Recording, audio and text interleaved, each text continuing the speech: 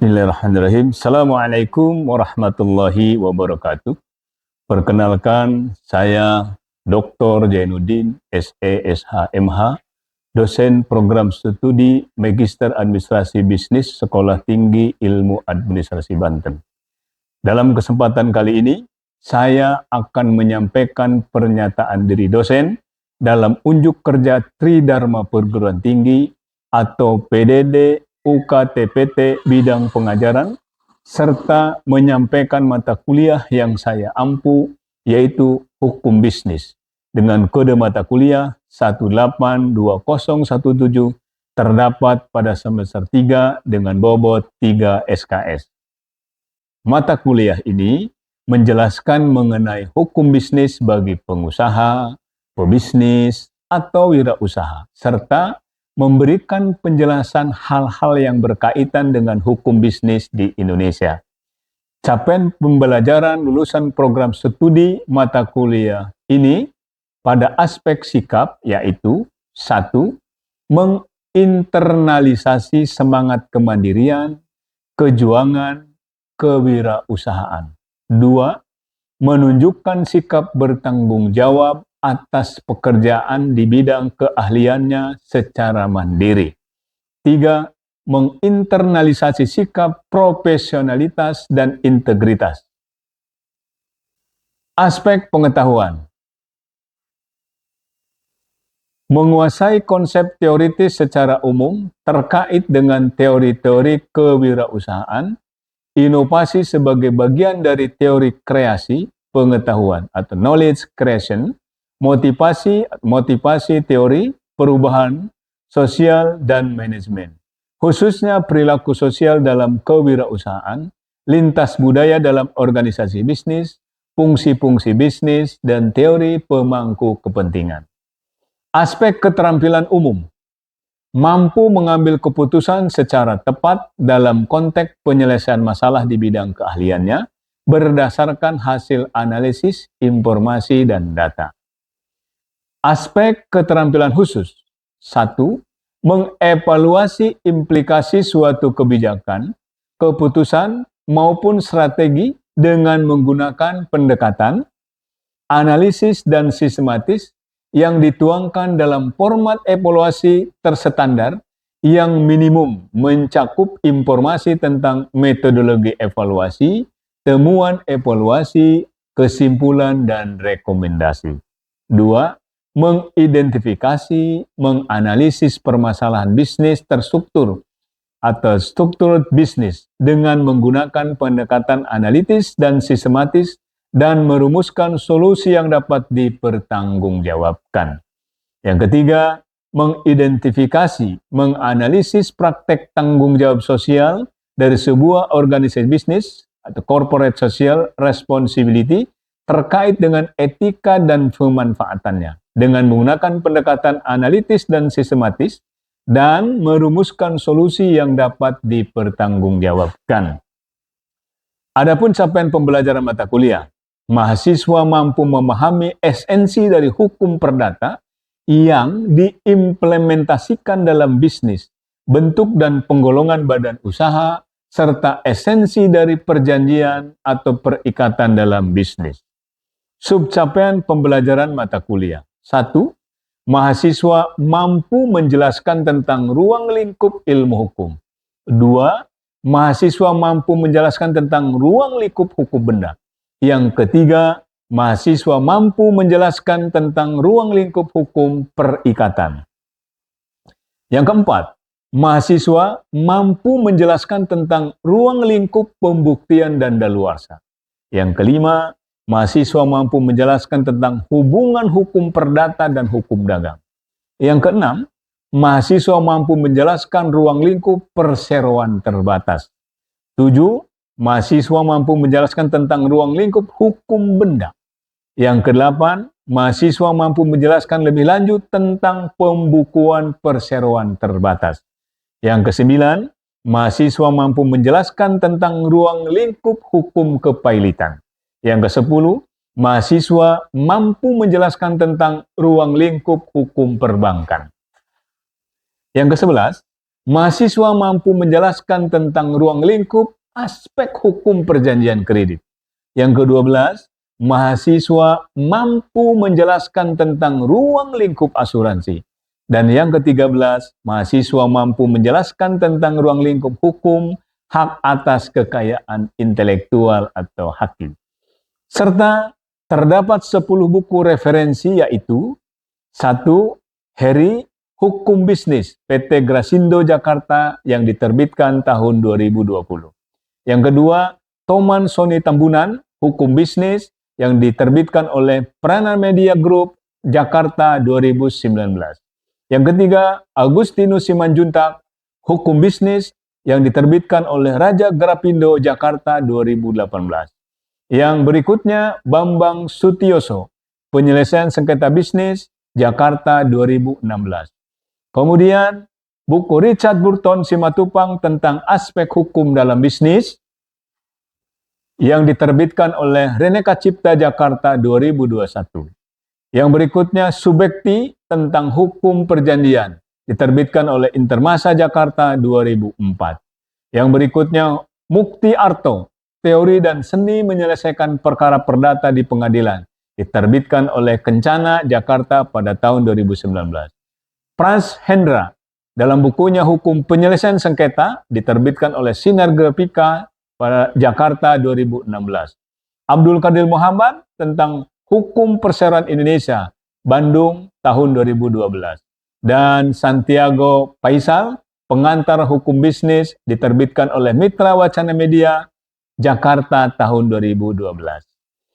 14 pokok pembahasan yang terdiri dari 1. Pengertian hukum, 2. Hukum benda, 3. Hukum perikatan. Yang keempat, hukum perikatan lanjutan. Yang kelima, hukum pembuktian dan daluarsa. Yang keenam, hubungan hukum perdata dengan hukum dagang, hukum perusahaan. Yang ketujuh, tentang perseroan terbatas. Yang kedelapan, perseroan terbatas lanjutan. Yang kesembilan, pembukuan. Yang ke-10, hukum kepelaitan. Yang ke-11, hukum perbankan. Yang ke-12, aspek hukum perjanjian kredit. Yang ke-13, hukum asuransi. Dan yang ke-11, hak atas kekayaan intelektual. Sistem pembelajaran diterapkan yaitu DIA, Delivery, Interaction, and Assessment. Delivery, di mana saya menyampaikan materi di kelas dengan baik yang dapat dimengerti oleh mahasiswa. Interaction, di mana dalam proses pembelajaran ada interaksi dengan mahasiswa. Interaction yang saya terapkan mengacu kepada sistem Student Learning Center, yaitu small group discussion dan case studies, di mana pada proses pembelajaran ini membentuk kelompok yang diberikan tugas untuk membahas topik-topik suatu permasalahan dari kasus yang menjadi isu-isu tren saat ini. Assessment, yaitu bentuk penilaian yang saya lakukan bagi mahasiswa mengacu kepada 5 komponen penilaian, yaitu 1. Tentang kehadiran dengan bobot 15%. Partisipasi di kelas berupa kuis, tugas, yaitu 20%. Etika 10%. Ujian tengah semester 25%. Dan ujian akhir semester dengan bobot 30%. Adapun pelaksanaan perkuliahan dilaksanakan secara tatap muka sebanyak 14 sesi, serta ujian tengah semester dan ujian akhir semester. Harapan setelah mengikuti mata kuliah ini, mahasiswa memahami tentang hubungan hukum yang timbul sebagai akibat dari suatu perbuatan hukum dalam bidang bisnis. Itulah pemaparan yang dapat saya sampaikan terkait proses dan sistem pembelajaran yang diterapkan melalui DIA, Delivery, Interaction, dan Assessment. Berikut ini adalah cuplikan video perkuliahan mata kuliah hukum bisnis yang saya ajarkan kepada mahasiswa STIA Banten. Selamat menyaksikan. Assalamualaikum warahmatullahi wabarakatuh. Waalaikumsalam warahmatullahi wabarakatuh. Gimana semuanya sehat? Alhamdulillah sehat. Ada yang merasa sakit? Tidak. Ada yang nggak punya jajan? Tidak. Kayaknya semangat banget.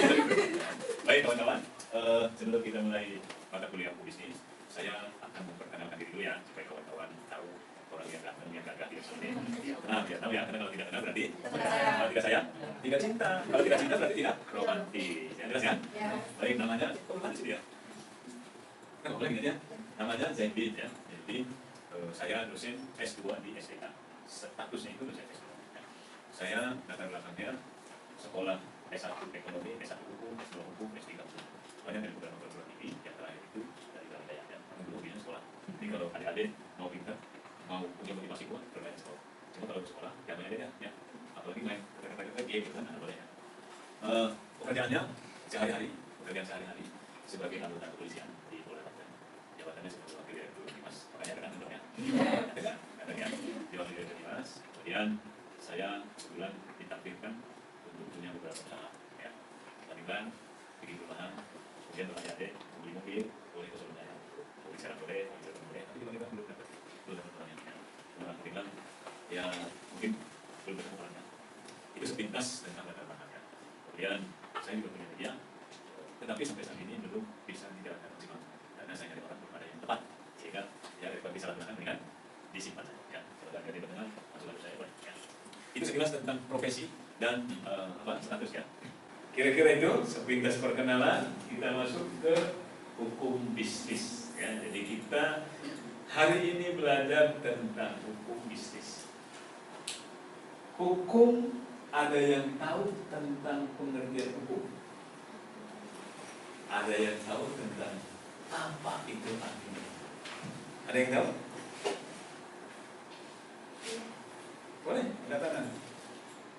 Hukum itu adalah sebuah peraturan, kemudian dibuat oleh badan yang berwenang dan bersifat memaksa walaupun tidak dapat dipaksa, disertai sanksi yang tegas. Oke, luar biasa. Tepuk tangan dong.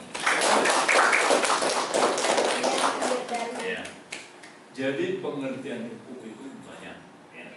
Sangat banyak, macam-macam sarjana hukum mendefinisikan hukum juga ada berbeda-beda, tapi substansinya sama. Ya. Sebelum kita masuk ke pengertian hukum, ini nanti materi yang akan kita bahas selama perkuliahan sampai ujian akhir semester. Ya. Jadi yang pertama tentang pengertian hukum, pengertian hukum bisnis dan seterusnya ya. Kedua tentang hukum benda, hukum berikatan, dan seterusnya sampai hak atas kekayaan intelektual atau sering disebut dengan haki. Haki itu misalnya, siapa namanya deh? Dia membuat skripsinya skripsi dari jalur orang lain atau motif dan lain sebagainya, tapi di catatan kakinya tidak disebutkan bahwa itu karya orang lain. Itu sudah disebut dengan plagiat dan itu pidana. Salah satu itu ya, atau misalnya siapa yang agak kurus nih? Bisliana misalnya mencontek satu produk, misalnya produk apa, kalau baju atau brand apa misalnya Levi's, dia jual Levi's tapi benar bukan Levi's. Nah salah satunya itu bisa ya. Kita lanjut. Nah saat ini yang akan kita bahas yaitu tentang pengertian hukum, fungsi hukum, penggolongan hukum, tujuan hukum, dan subjek dan objek hukum. Ya. Tadi pengertian hukum sepintas sudah dibahas oleh siapa tadi namanya? Wirdan. Wirdan ya. Wirdan. Oh Wirdan. Gak pakai N ya. Jadi hukum secara etimologi atau secara apa ya? Asal katanya ya, itu dari bahasa Arab. Ada al-hukma, ada hukama, dan lain sebagainya. Ya. Al-hukum itu artinya putusan atau yang bersifat paksaan. Secara etimologi, secara kosa kata. Gitu. Kemudian ada juga menurut bahasa Inggris, law, atau bahasa Belanda, recht, bahasa Latin ius, ya, itu adalah hukum. Kemudian pengertian hukum secara etimologi berkaitan dengan, kalau hukum itu nggak bakal lepas, nggak bakal jauh dari keadilan, kemudian kewibawaan, penataan atau ketataan ya, yang menimbulkan kedamaian, norma, peraturan, dan semua hukum itu hanya itu saja. Ya, hukum ini ada banyak juga modelnya, ya. Ada misalnya undang-undang, ada peraturan presiden, ada instruksi presiden, ya kan? Kemudian ada apa lagi? Ada perda, ya kan? Ada apa lagi? Ada hukum adat dan lain sebagainya. Ya, jadi hukum itu ada yang tertulis dan tidak tertulis. Nanti kita bahas selanjutnya ya. Ini nggak ada ini ya. Nah, pengertian hukum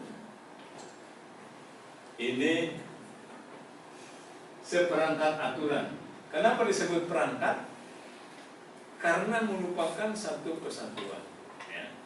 Dari pasal 1 sampai pasal terakhir. Kemudian hukum adalah undang-undang yang dibuat dan ditegakkan oleh lembaga-lembaga sosial ya. Atau pemerintah untuk mengatur perilaku masyarakat ya. Jadi hukum itu substansinya untuk mengatur masyarakat supaya tertib. Contoh nih, siapa namanya tadi? Vega. Nah, Vega, ini kok musola ini kotor banget, ya kan? Kebetulan dia misalnya pengurus masjid, DKM-nya perempuan misalnya kan. Wah ini kalau gini terus capek nih. Ditulis sama dia tulisan, dilarang membawa atau memakai apa tuh? Sendal atau sepatu, atau di situ batas suci. Kalau sudah ditulis sama si siapa tadi? Vega, kira-kira orang berani nggak pakai sepatu ke dalam? Ya kan? Padahal hanya satu orang doang kan? Jadi aturan atau hukum itu bisa dibuat oleh kelompok, bisa juga dibuat oleh jadi hukum itu berlaku untuk seluruhnya, mau itu rakyat ataupun pejabat, betul tak? Ada juga yang nggak kena sih, berarti dia beruntung, ya, betul tak? Yang kena berarti Anda belum beruntung kan? Nah, ya, gitu. Jadi hukum itu harus semua berlaku, baik itu dia masih muda, masih gadis, udah janda, ya kan? Atau yang tua, sama juga. Bahkan yang anak-anak juga sama kan? Misalnya nih, anak di bawah 15 atau di bawah 17 tahun melakukan penganiayaan, dihukum nggak? Dihukum, cuma proses agak beda ya. Kalau yang tua misalnya 20 hari ditahannya, kalau yang anak-anak 10 hari ya. Itu adalah aturan yang harus dilaksanakan oleh semua orang ya. Menurut Aristoteles, hukum menjadi dua ya, ada tertentu dan universal. Dia juga berpikir bahwa hukum itu adalah, kalau yang universal itu adalah hukum alam. Hukum alam, kita ini sering ngobrol-ngobrol kan? Nggak usah dipikirkan, nanti hukum alam akan menimpanya kan? Nah, ya kan? Terkenal kalau agama Hindu ada karma dan lain sebagainya kan, gitu ya. Kemudian Utrecht, Immanuel Kant dan seterusnya banyak ya, menurut para ahli. Tapi kalau boleh saya juga mengeluarkan pendapat terkait dengan hukum, kalau menurut saya hukum itu adalah rekayasa. Apa? Hukum itu adalah rekayasa yang dibuat oleh seseorang atau sekelompok, baik dia itu berwenang ataupun tidak berwenang, untuk membuat supaya teratur substansinya itu. Kayak tadi, siapa tadi? Farhan, karena dia minjem duit, tulis sama dia kan? Kenapa dibuat gitu? Supaya dia bayar dong. Iya. Betul nggak? Iya. Nah kalau nggak dibuat begitu, lupa dia kan? Nah, udah tanggal 5 jatuh tempo, mana nih? Ya kan? Gitu, lupa, aduh lupa, ntar aja, ntar terus kan? Sampai nggak dibayar kan? Begitu. Termasuk tadi contohnya masjid kan, atau mungkin pakaian dan lain sebagainya ya. Jadi itu rekayasa. Yang tadinya tidak ada, jadi Ada. tadinya kita nih boleh. Nih contoh misalnya, sebelum ada tulisan, orang boleh masuk nggak ke kelas ini? Sebelum ada tulisan di situ, dilarang, boleh nggak masuk semua? Siapapun boleh kan? Iya. Tapi kalau di situ ditulis, tidak boleh masuk ruangan kecuali dosen, kecuali staf, kecuali karyawan. Kita ini belum karyawan, bukan dosen, boleh nggak masuk? Nggak boleh. Kalau masuk ditegur orang nggak? Gitu. Mas emang nggak baca? Udah kan? Iya. Pikirnya kita orang buta kan? Atau orang nggak bisa baca, betul nggak? Ya, jadi seperti itu ya. Kenapa saya bilang rekayasa? Rekayasa itu yang tadinya tidak ada dibuat ada. Contoh lain, dahulu belum ada tuh tindak pidana online, ya kan? Ada nggak zaman dulu? Nggak ada. Orang ngomel-ngomel pakai WA, ya kan? Dihukum nggak? Enggak. Nah begitu ada undang-undang ITE, rekayasa nggak itu? Nah, oh ini di masyarakat udah banyak nih main hina-hinaan, ejek-ejekan lewat FB, lewat WhatsApp dan lain sebagainya kan? Nah, akhirnya dibuatlah aturan hukum namanya undang-undang ITE. Rekayasa bukan itu? Ya, jadi sesuatu yang dibuat untuk mengatur warganya, masyarakatnya supaya tertib. Kenapa? Pada prinsipnya manusia itu punya ego yang tinggi. Dia inginnya sebebas-bebasnya kan? Lupa kalau di sebelahnya juga ingin bebas kan? Nah, jadi semua harus diatur dengan aturan. Jelas ya? Sekarang pengertian bisnis. Kalau ada yang mau bertanya sambil berjalan nggak apa-apa ya. Jadi kita nanti sambil menjelaskan, kalau ada yang mau bertanya silakan. Bisnis itu asal katanya dari basi. Kalau kata orang pandai kan basi gimana? Bukan sibuk, ya kan? Basi loh ya.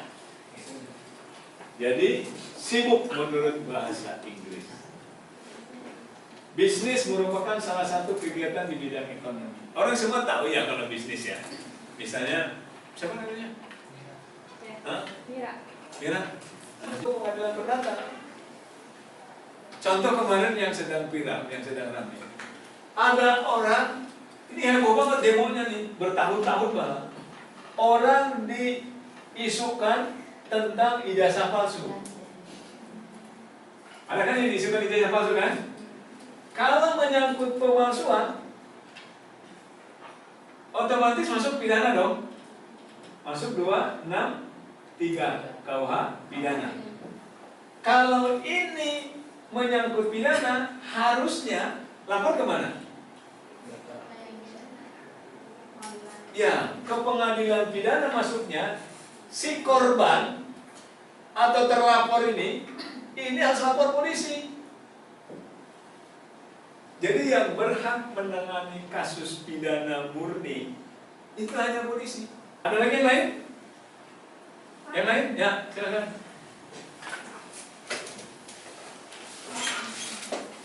Sebelumnya izin memperkenalkan diri. Oke. Nama saya Fisliana Novalida Darmawi. Panggilannya? Fisliana. Bukan ayang ya? Boleh? Ini Pak mau nanya, gimana sih yang harus dilakuin sama seorang karyawan ketika perusahaannya mengambil kebijakan yang merugikan karyawan? Oke. Terima kasih Pak. Terima kasih. Tepuk tangan dong untuk. Tadi nama terakhirnya apa? Darmawis. Enggak tadi. Apa tadi panggilannya? Fisliana. Enggak. Yang terakhir tadi. Kok nggak nyambung amat ya? Tadi udah saya bilang. Misalnya ini perusahaan PT Undal Undur. Misalnya. Ini ada beberapa karyawan, ya kan? Misalnya kalau di Kompas itu ada 10.000, 60.000 ya, 10.000 lah kalau di Kompas. Anggaplah ini misalnya dia dipecat oleh PT, ya kan? Dipecat kan ada hak-haknya kalau karyawan, ya kan? Tunjangan gaji, tunjangan kesehatan dan lain sebagainya. Idealnya begitu. Tapi faktanya di Pandeglang nggak kayak gitu kok. Pecat-pecat aja kan? Betul nggak? Kenapa? Tidak ada asosiasi, kemudian ya like and dislike dan lain sebagainya kan? Udah gitu di Pandeglang ada nggak gajinya yang 5 juta? Nggak ada ya? Sian banget ya? Bayangkan udah kecil di PHK lagi kan? Ini tadi udah kita sampaikan, kalau ada masalah seperti ini dibicarakan. Kalau bipartit itu ini karyawan dengan bos perusahaan. Sampaikan di sini, bos, oke aku keluar nggak apa-apa, tapi tolong dong. Nah ini hak aku kan ada beberapa nih, misalnya tadi gaji 1 kali atau misalnya 5 kali atau 3 kali gaji pokok misalnya. Kemudian tunjangan kesehatan, tunjangan perumahan dan seterusnya. Ini kan ada di aturan ini kan. Ketika ini tidak dipenuhi, ya kita boleh dong menuntut, tapi bukan ke pidana ya. Kasus hubungan industrial itu tidak ada pidana, masuknya ke perdata. Jangan salah, nanti gara-gara begini lapor polisi, ya ini salah juga. Itu salah kamar ya. Kalau contoh lain misalnya tiba-tiba banyak perusahaan yang geser ke Pulau Jawa karena di Banten ini banyak demo terus, kemudian UMR juga naik terus kan, sedangkan di Jawa itu UMR-nya kalau tidak salah 1,8 di Jawa. Enak kan? Di Pandeglang berapa? 2,7 2,8 ya? Kan jauh banget kan, selisih kan?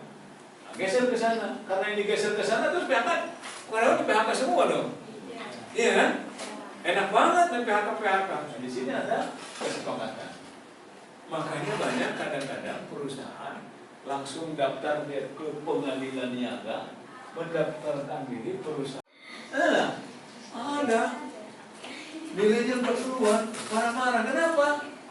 Kamu ujiannya ikut kan, kuliahnya ikut, nilainya nggak keluar. Ternyata belum bayar. Masalahnya itu, ya.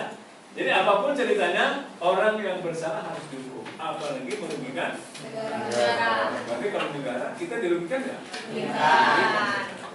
Ya. Ada lagi yang disampaikan? Ditanyakan? Tidak ada? Baik, terima kasih. Kalau tidak, dan atas kerjasamanya saya ucapkan terima kasih. Billahi taufiq wal hidayah. Assalamualaikum warahmatullahi wabarakatuh. Waalaikumsalam warahmatullahi wabarakatuh.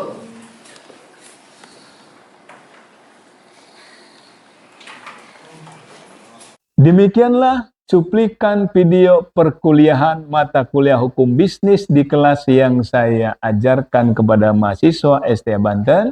Semoga bermanfaat.